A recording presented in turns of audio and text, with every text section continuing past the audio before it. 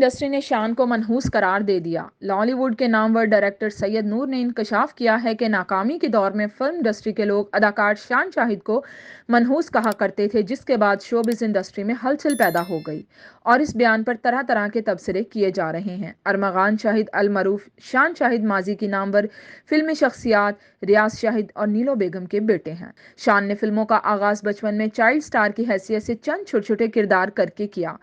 इन्हें डायरेक्टर जावेद फाजल ने 1990 में अपनी फिल्म बुलंदी के जरिए मुतारिफ करवाया, जिसमें इनके मुकाबिल अदाकारा रीमा को पहली बार कास्ट किया गया था।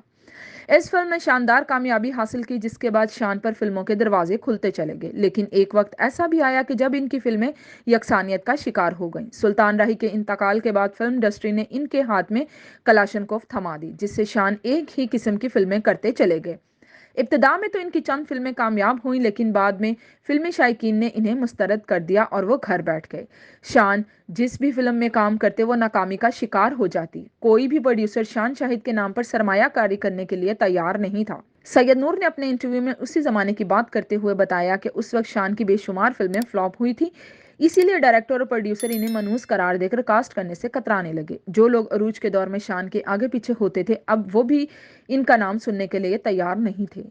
इस बुरे दौर में शान का हाथ मैंने पकड़ा और इंडस्ट्री में लाया और फिर वो कामयाब फिल्मों के साथ स्टार बन गया।